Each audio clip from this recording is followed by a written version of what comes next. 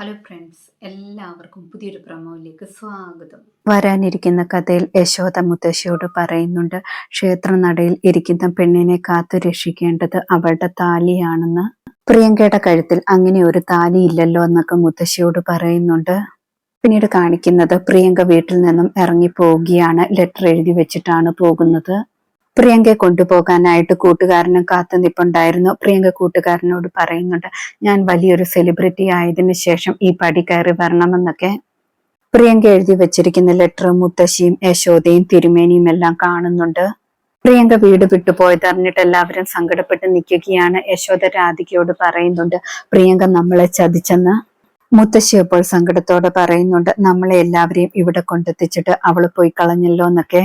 ദേവനാരായണൻ തിരുമേനി അമ്മയോട് ദേഷ്യപ്പെടുന്നുണ്ട്. അമ്മയുടെ അറിവോട് കൂടിയല്ലേ അവൾ ഇവിടെ നിന്നും പോയത്, സത്യം പറയാനെന്നൊക്കെ പറയുന്നു.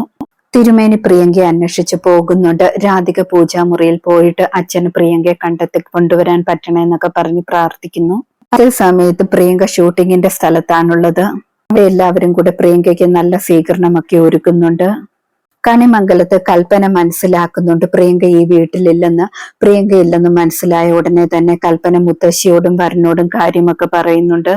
യശോദയാണെങ്കിൽ മുത്തശ്ശിയോട് ചോദിക്കുന്നുണ്ട്, ഇനി നമ്മൾ എന്താണ് ചെയ്യുക?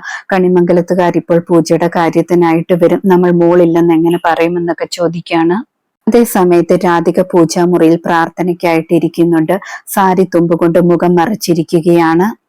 ഇന്നത്തെ പ്രൊമോ ഇതോടെ അവസാനിക്കുന്നു. കൂടുതൽ ഡീറ്റെയിൽസുമായി വീണ്ടും കാണാം. താങ്ക്